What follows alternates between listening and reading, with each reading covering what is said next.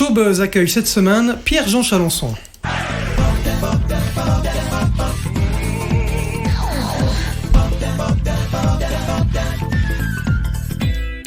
Pierre-Jean, bonjour, bienvenue dans ce studio, bienvenue chez Sudinfo. Bienvenue à tous, c'est magnifique Sudinfo, j'en rêvais, j'y suis.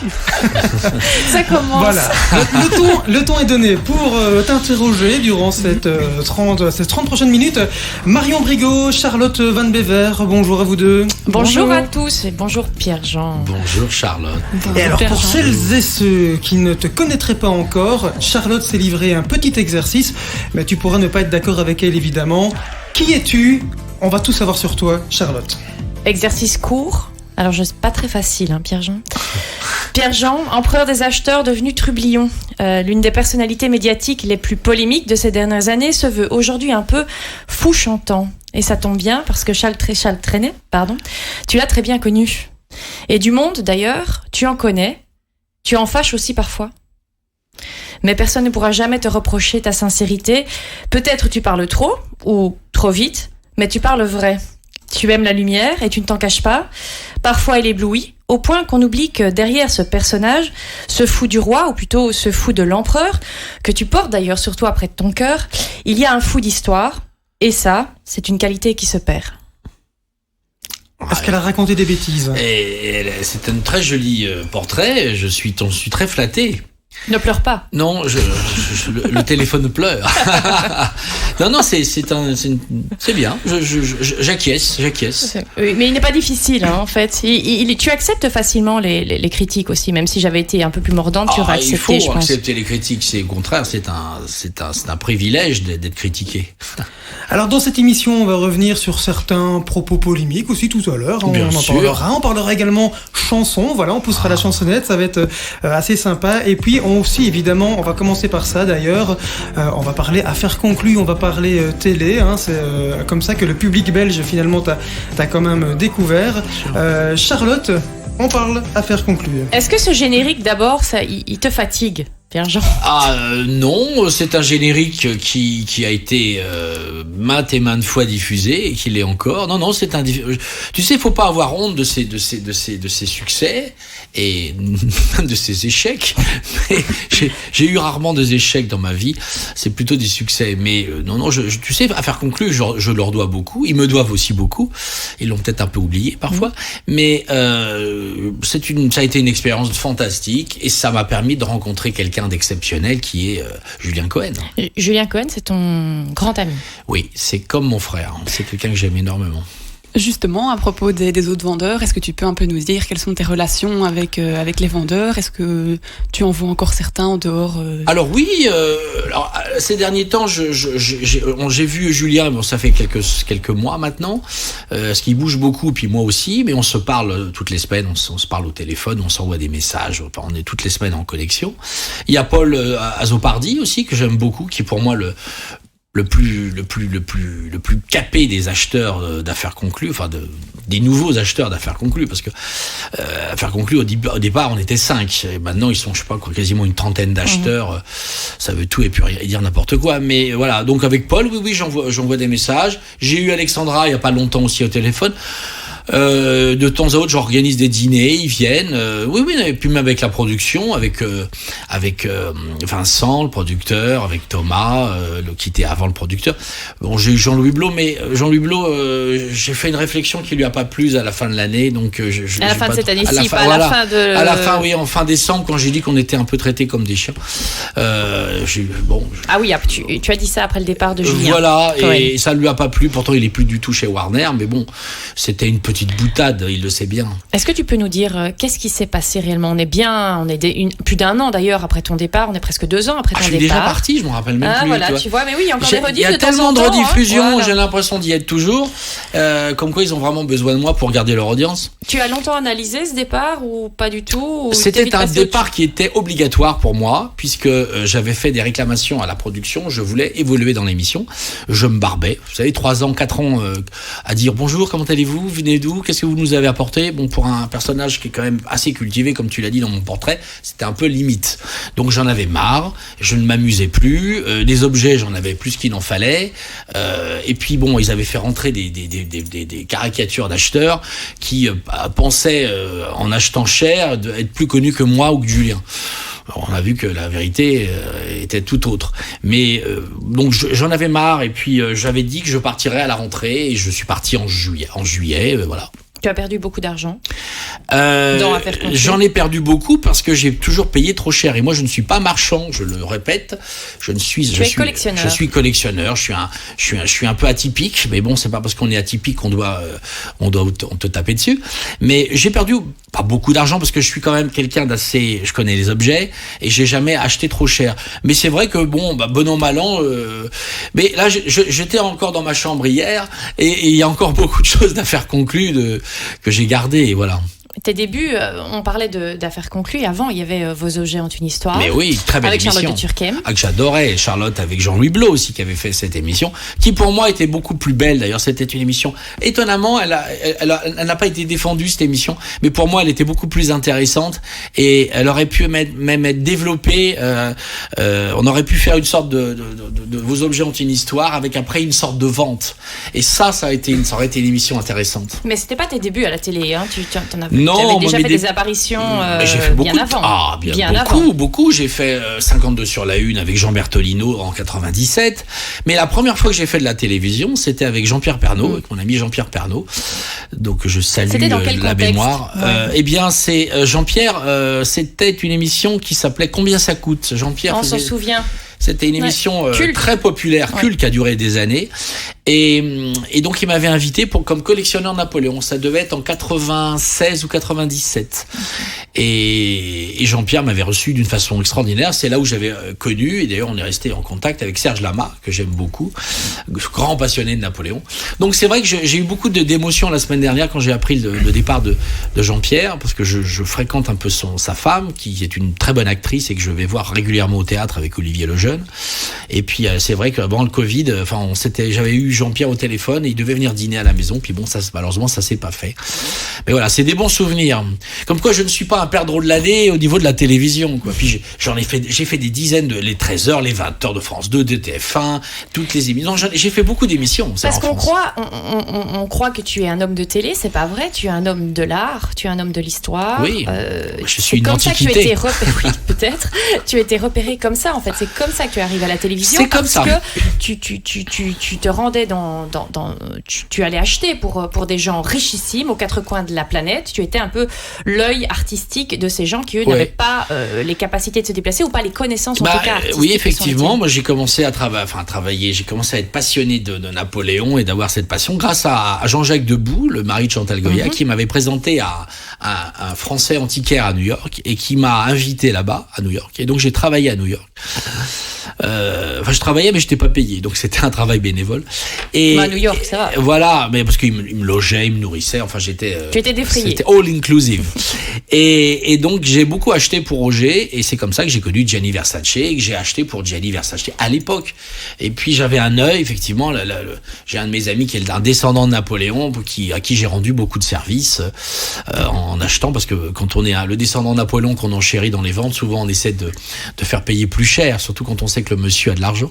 Donc, j'étais un peu son écran de fumée pour acheter des objets pendant des années. Voilà. Ça fait combien de temps, ça ? J'ai arrêté il y a 6-7 ans. Tu as arrêté volontairement ou tu serais prêt à le refaire ? Non, j'ai arrêté. Ça m'intéresse plus. Je n'ai jamais été marchand. Je suis un collectionneur. Aujourd'hui, je suis devenu un homme de médias, de polémiques ou de trucs, ou un trublion ou un humoriste. Donc maintenant, j'ai envie de rester comme ça. J'ai le Palais Vivienne. Peut-être pas pour longtemps, on verra si je le vends un jour. On en parlera tout à l'heure avec Mais voilà, en tout cas, mes collections sont là. J'expose dans quelques semaines à Saint-Omer dans une très grande exposition où j'espère que nos amis belges viendront de juin à septembre. Donc voilà, je suis très motivé pour faire monter des expositions, mais le commercial ne m'intéresse vraiment plus. D'accord. Marion voulait te demander tout à l'heure, on parlait d'affaires conclues, mais elle avait encore quelques petites questions un peu plus... Mais oui, vas-y Marion, dis-moi tout. Donc justement, pour revenir à affaires conclues, il y a eu l'histoire avec Caroline Marjoridon, tu avais un peu critiqué son physique. Est-ce que... Notamment. Faut vous détester, quelle relation Mais non, mais Caroline Marjoridon, franchement, c'est vraiment une pluie d'incompréhension, mais c'est hallucinant. Caroline, je la connais depuis plus de 30 ans, c'est Jean-Jacques Debout qui nous l'avait présentée. Il est partout celui-là ? Ben oui, c'est mon meilleur ami, c'est un peu l'homme qui a fait ma vie. Hein. Je dois beaucoup à Jean-Jacques et à Chantal. Il y a beaucoup de gens qui lui doivent beaucoup. Oui, à mais moi je Jean-Jacques le dis et je le respecte.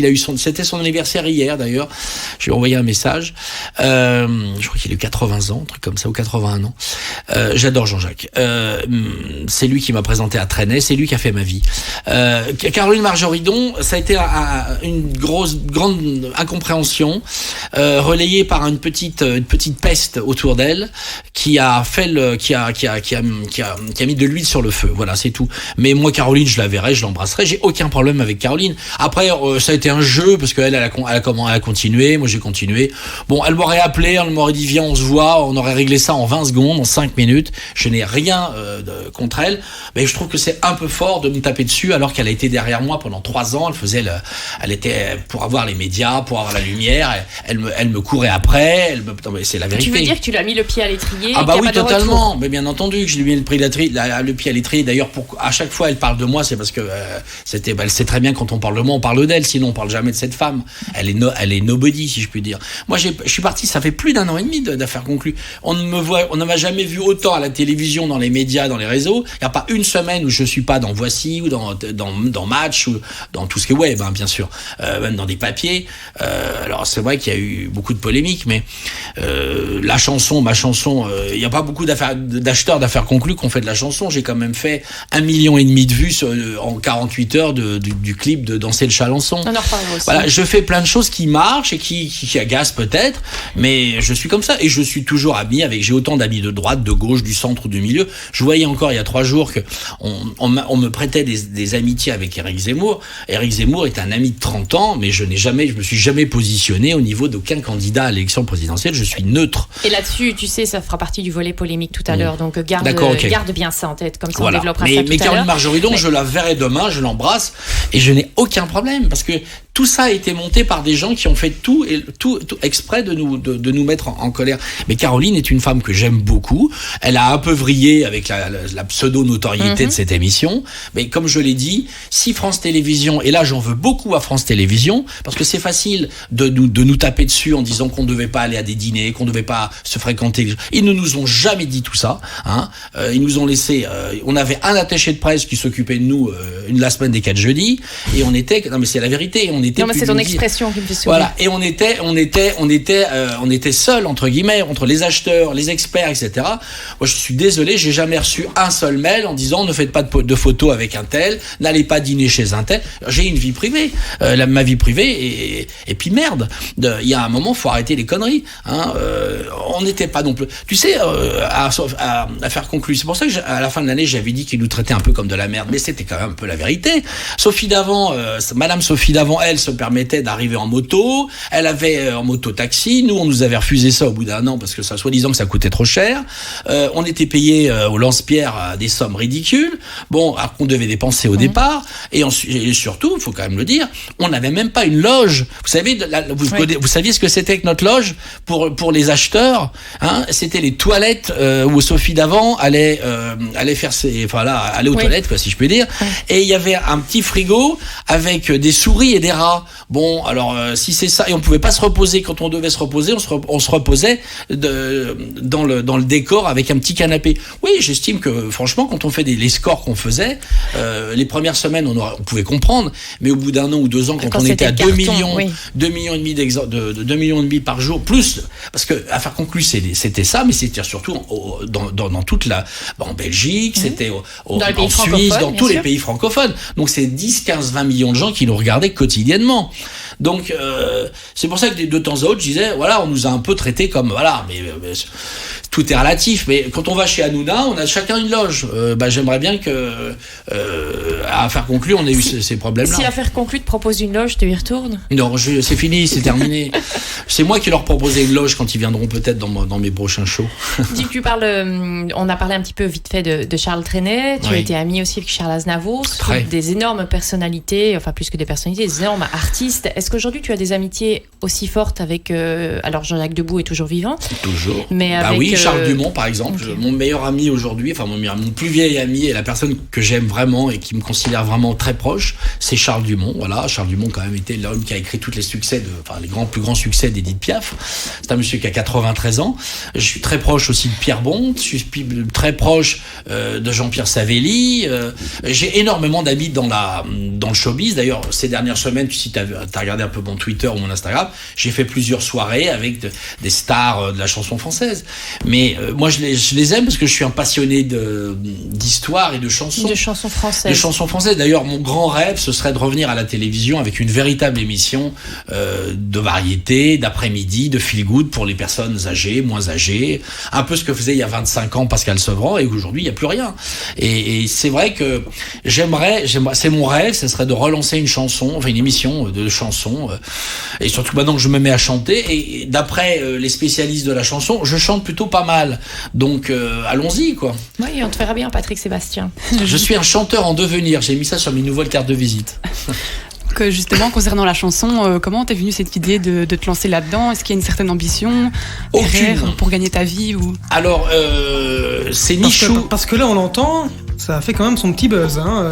Ah mais oui, ton QR code. Mais le passe-moi ton QR code, je te donnerai le mien. Chanson à la mode, c'est se faire des câlins. Enfin bon, j'adore. Continuez, c'est très bien. Allez-y, vous êtes dans le rythme. J'adore cette chanson. Ça a été écrit par Richard Sanderson et Anna Turban, et c'est Michou, toujours l'homme de mon grand ami, mon chéri. Et d'ailleurs, vous savez, je suis je vais régulièrement voir Michou au cimetière à Montmartre, et je lui fais écouter à chaque fois les chansons. Et je danse et je chante devant sa tombe. Voilà, et les gens sont étonnés, mais je dis pourquoi pas, et il a besoin d'entendre. Et c'est un peu mon ange gardien, Michou. Et c'est grâce à lui que j'ai chanté ces chansons, qu'on a écrit ces chansons pour moi. En tout cas, on le voit dans le clip qui passe à l'instant en fond d'écran. Vous avez pris votre pied. Ah, mais oui, mais j'adore. Mais oui, mais j'ai pris mon pied, mon beau pied d'ailleurs. C'est un pied de nez. Racontez-nous peut-être un petit peu les conditions de tournage, comment ça s'est passé. Et la veste. Alors, la condition de tournage, c'est chez mon ami, Renato Bartolone, qui a un restaurant qui s'appelle le Marco Polo à Paris, qui est fréquenté d'ailleurs par Sophie Davant, par beaucoup de gens.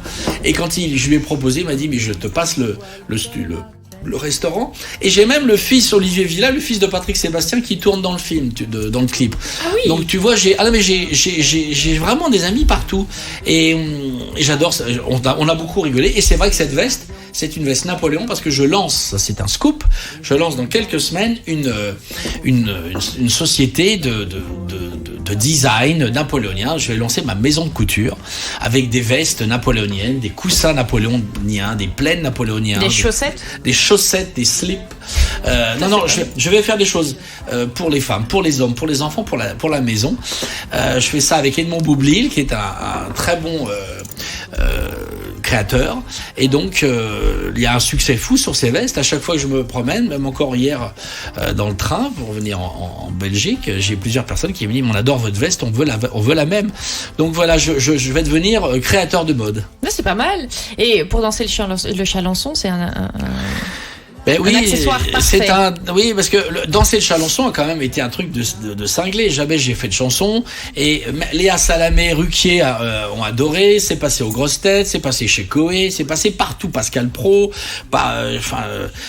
Christophe Beaugrand. Derrière cette chanson, il faut raconter quand même, il y a Richard Sanderson. Alors Richard Sanderson, si on s'en souvient, c'est la boum. C'est la boum. Richard Sanderson, c'est un personnage extraordinaire. C'est une personne que j'adore.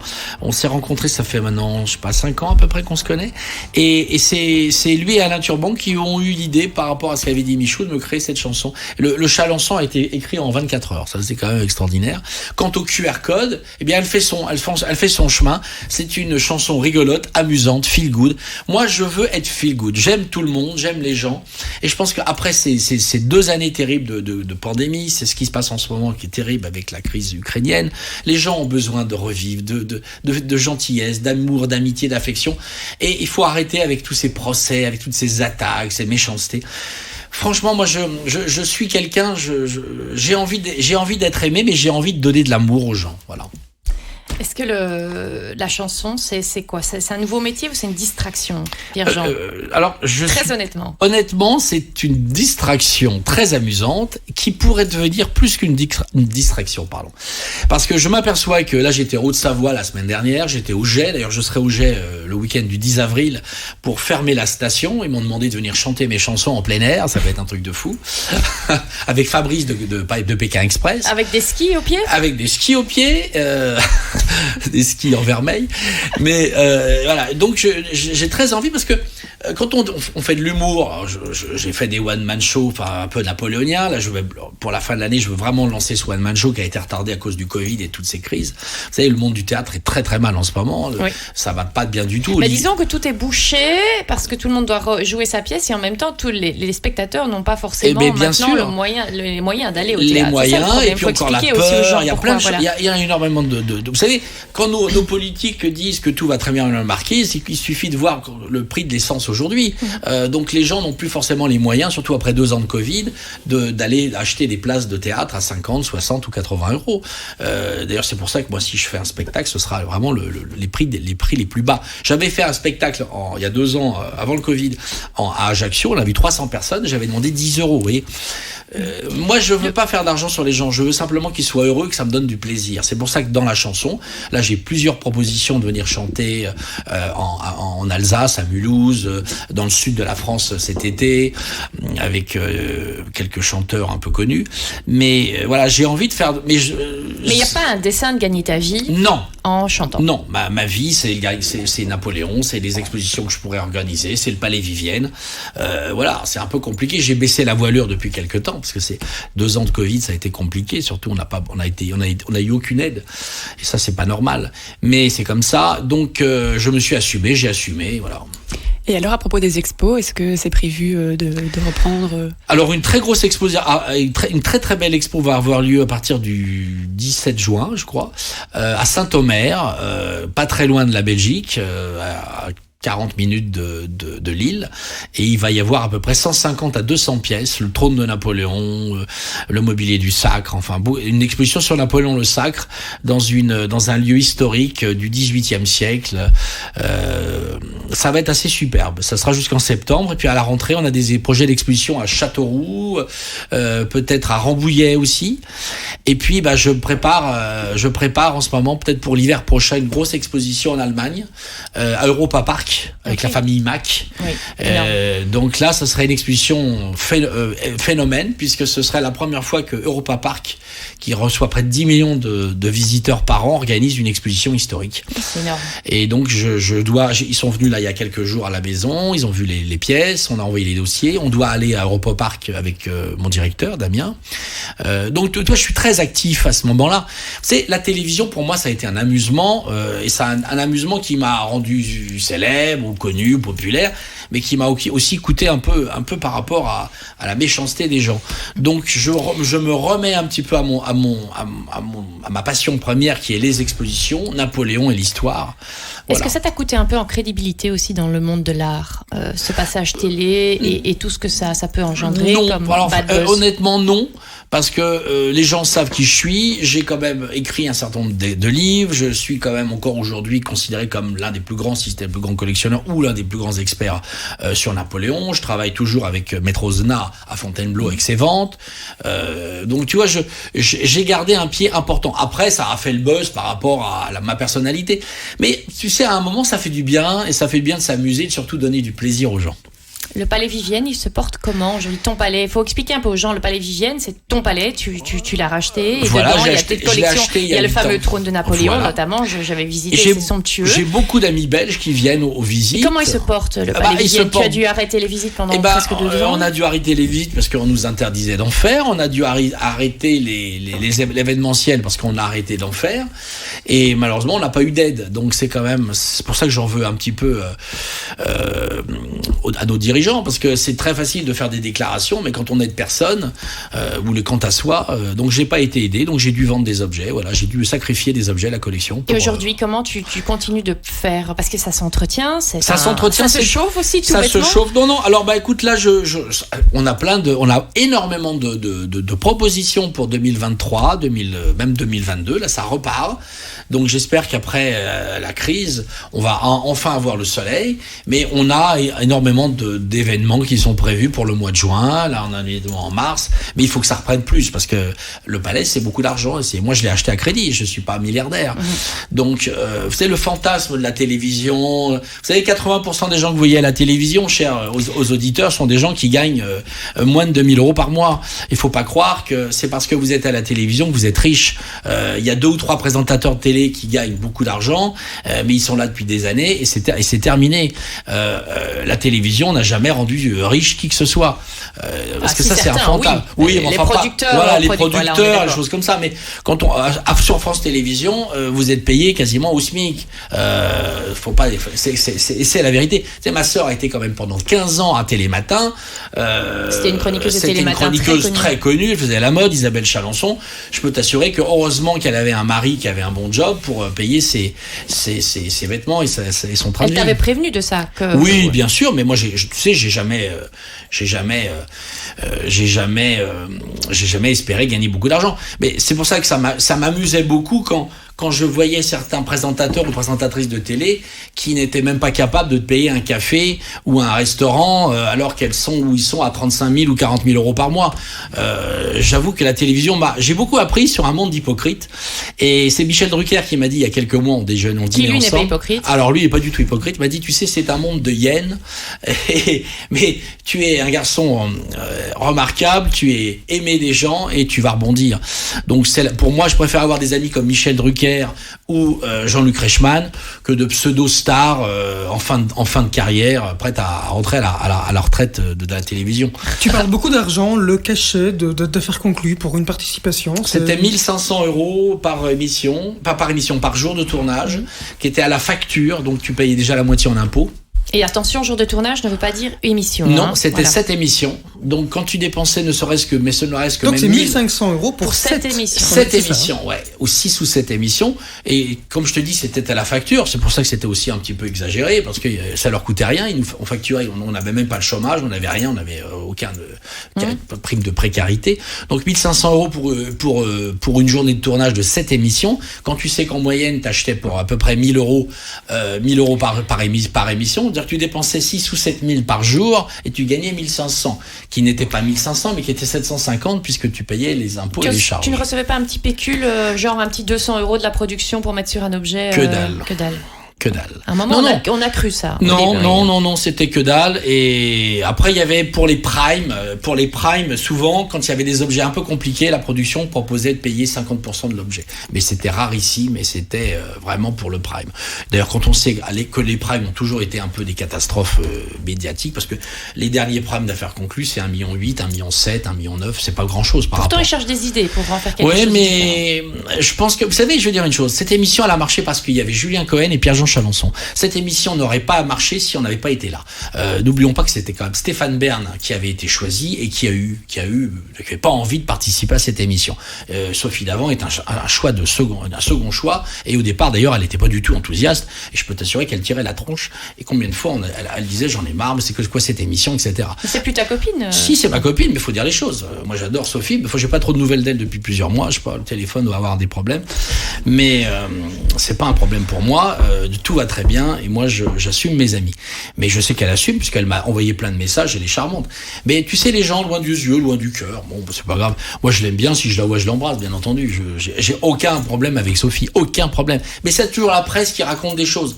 Mais ça me ferait plaisir que si on s'envoie un petit SMS ou qu'on déjeune ensemble. Je déjeune avec tout le monde, je vois pas pourquoi je déjeunerais pas avec elle.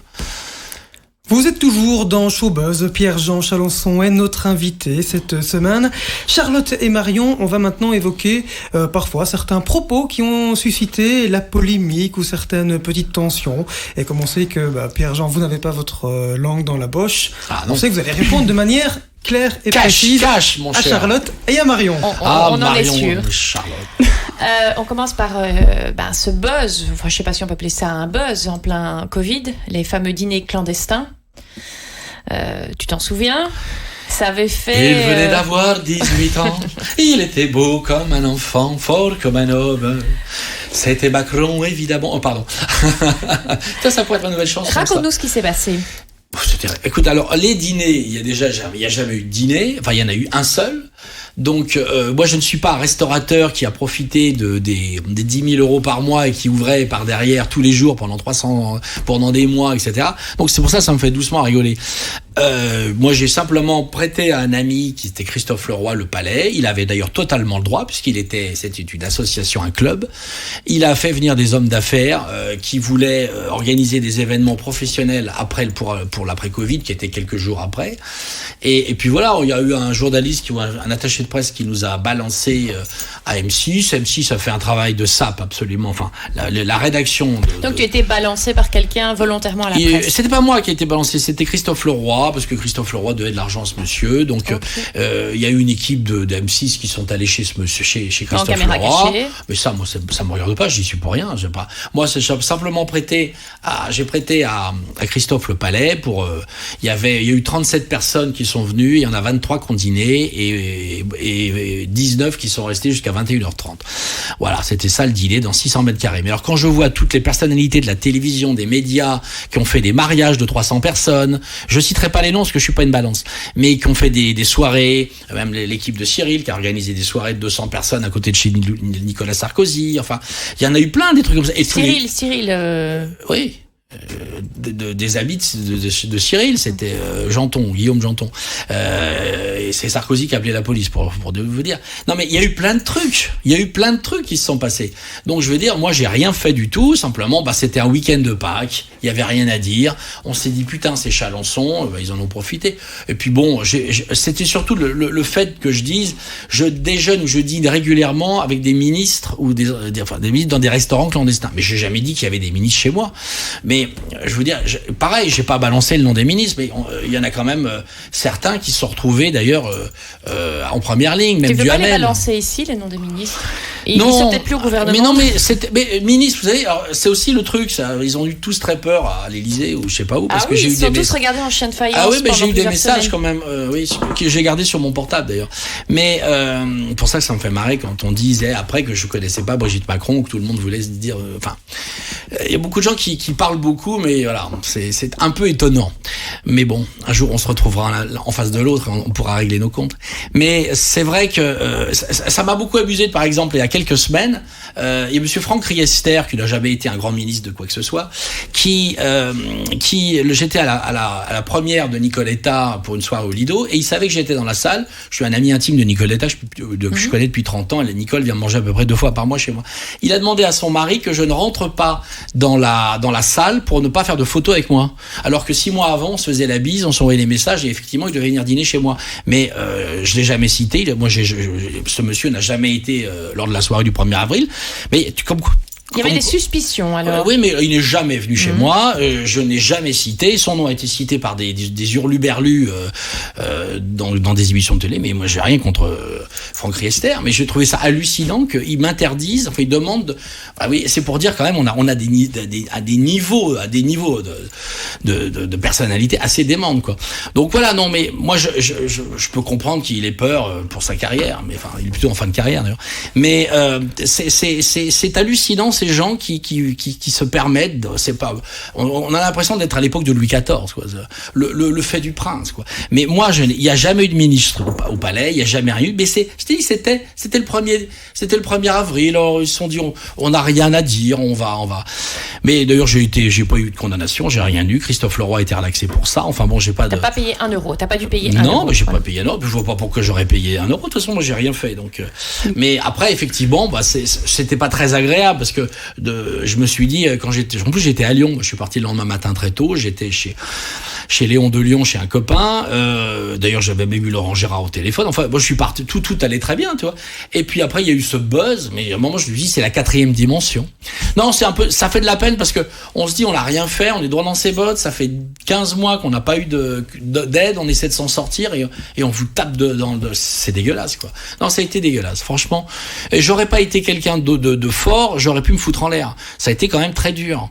Il y a eu des gens qui sont venus manifester, il y a eu des trucs. Non, mais c'est franchement, on se dit, mais là, c'est Vichy, entre Vichy et la Révolution. C'était la période la plus noire, tu dirais? Noire, alors il y a des drames aussi personnels dans la vie, mais est-ce que c'était une des périodes les plus tristes et douloureuses? Oui, ça m'a fait beaucoup de peine. Ça m'a fait beaucoup de peine parce que je suis quelqu'un de gentil, je suis quelqu'un de vrai, et c'est vrai quand on met ta gueule sur toutes les chaînes d'infos, on dit les mensonges de Chalençon, mais les mensonges de quoi? J'ai reçu 25 personnes, 30 personnes, que j'ai 600 mètres carrés, j'ai rien fait, j'ai pas touché 1 euro dans cette histoire. Enfin franchement, je me marre parce que tous ces gens-là de la télé et ça, qui eux allaient dans les restaurants clandestins, parce que je pourrais les citer. D'ailleurs même mon ami Jean-Marc Morandini, que je lui ai dit, mais toi tu es déjà venu chez moi, tu sais très bien que je peux pas. Et j'ai trouvé qu'ils avaient été un peu méchants. Surtout que beaucoup de ces gens-là devraient balayer devant leur porte quand on voit les problèmes qu'ils ont, beaucoup plus graves que d'avoir reçu des dîners, des pseudo-dîners, quoi. Parce que tous les ministères, il y a eu des dîners, on le sait très bien, il y a eu des dîners partout, les restaurants faisaient tous même en Belgique. Donc tout ça, pour moi, c'est une fausse affaire. Ça m'a rendu plus fort, c'est ce que j'ai dit chez Cyril Hanouna. Vous m'avez fait une pub d'enfer de CNN à la télévision chinoise, à Dubaï, dans le monde entier, même en Russie, n'est-ce pas?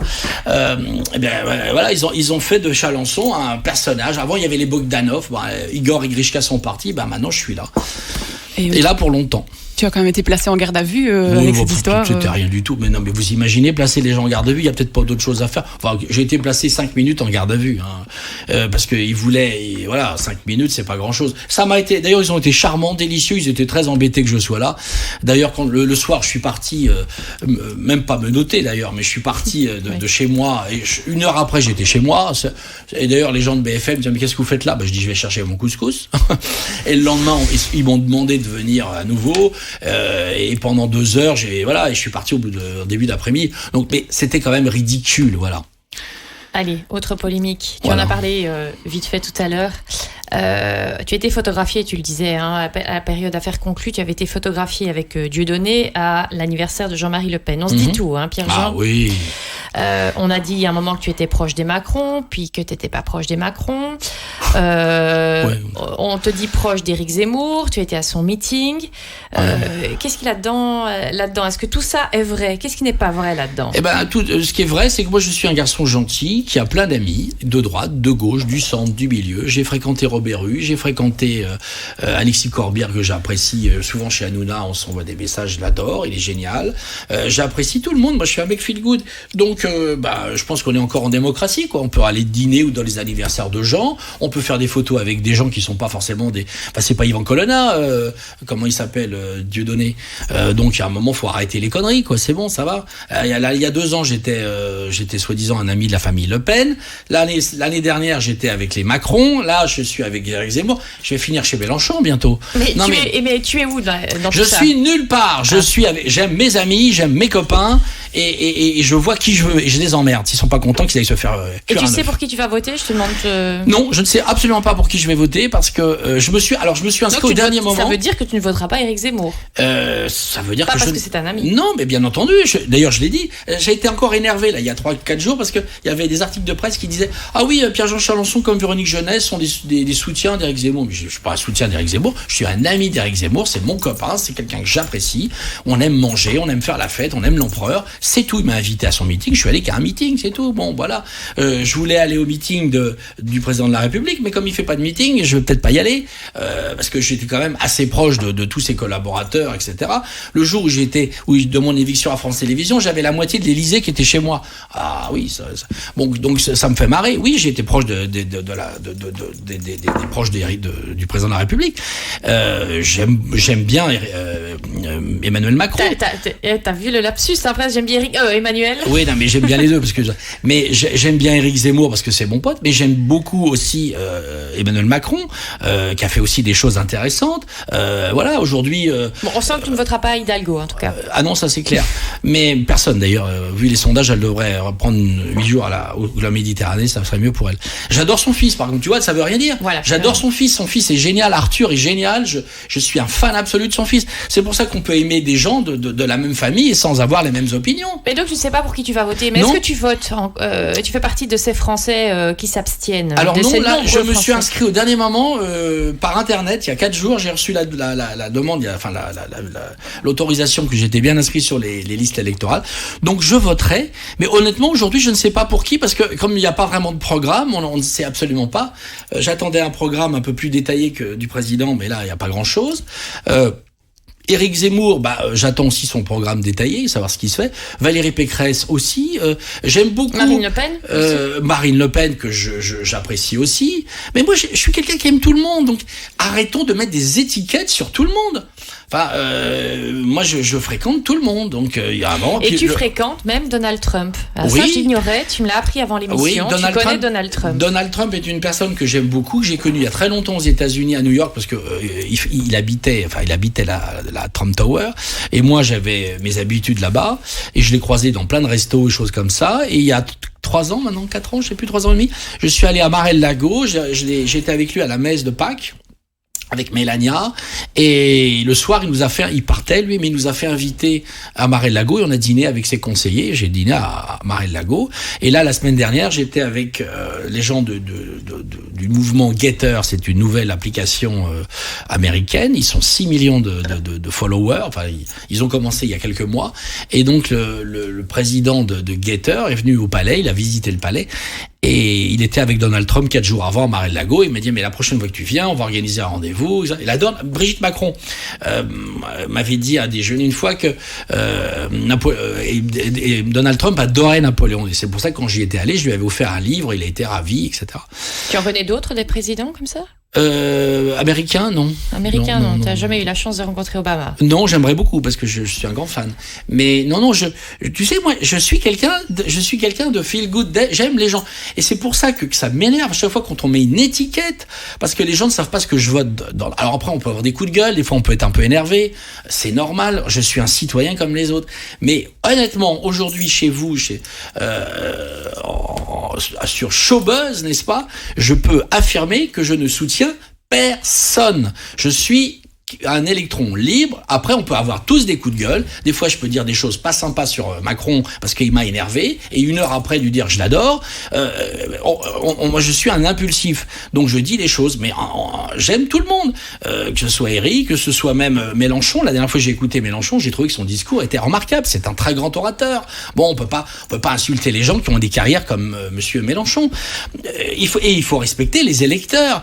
Vous savez, quand vous gagnez 1 000 € par mois, vous êtes au SMIC, vous avez des problèmes, vous avez des enfants. Il faut comprendre ces gens-là. Moi, je comprends les gens qui se disent aujourd'hui l'essence est à 2,20 €, 2,30 €, qu'un plein d'essence c'est 120, 130 €. Comment ils font ces gens-là pour aller travailler? Je vois le ministre de l'Intérieur, enfin le ministre des Finances, qui dit ils ont qu'à travailler 1 jour sur 2. C'est facile quand on est ministre. Mais les gens, ils ont besoin de travailler tous les jours pour nourrir leurs enfants, pour leur faire un petit plaisir. C'est pour ça que les gens m'aiment bien, parce que je dis les choses. Tu vois, je suis une sorte de catalyseur qui peut se permettre de dire des choses, parce que moi j'ai peur de personne. Tu viens de quel milieu, toi, Pierre-Jean? Mon milieu très très très simple. Ma mère était dans la mode. Elle était responsable de boutique et mon père journaliste. Donc, tu vois, cadre moyen. Oui, ton père était un journaliste reconnu. Hein. Oui, tout à fait. Mais cadre moyen à l'époque supérieur. Enfin, un cadre moyen. J'avais une sœur. J'ai fait mes études dans des écoles publiques. J'ai terminé dans le privé. Voilà. Mais on n'avait pas de maison à Saint-Tropez. On n'avait pas de bateau. On n'avait pas de Rolls. On n'avait pas de chalet à la montagne. Non, mais je veux dire, voilà. Le fantasme d'un Chalençon, classe moyenne, etc. Après, je me suis débrouillé comme dans la vie, on doit se débrouiller. Bon, on va terminer sur un sujet plus léger, et c'est le mot de la fin de Marion. Est-ce que tu as quelqu'un dans ta vie ? Amoureusement. Amoureusement, écoute, je suis très amoureux. Je suis toujours très amoureux d'un garçon que j'aime depuis des années. Voilà, c'était un peu mon pis-aller, mais j'aimerais avoir l'amour, trouver l'amour, mais peut-être avec une femme. Tu sais, j'ai été fiancé à Régine pendant 2 ans. Bon, ça c'était une des fiançailles un peu rigolote, mais j'adore Régine. Tu es dans les petits papiers de Régine. Voilà, pour faire un jeu de mots. Moins maintenant parce qu'on s'est un peu séparés, tout ça. Mais c'est une femme que j'adore. Et demain, si j'ai l'amour, autant d'une jeune femme ou d'un jeune homme ou d'un jeune homme, tout simplement, je suis très open. Je suis un cœur à prendre. Je suis un cœur à prendre et la Belgique serait un merveilleux endroit pour faire ma ligne de miel et à Namur, par exemple. Eh bien, profite. Merci Pierre-Jean. Merci Pierre-Jean Chalençon, vous étiez Merci. l'invité de Showbuzz. À très bientôt. Bisous.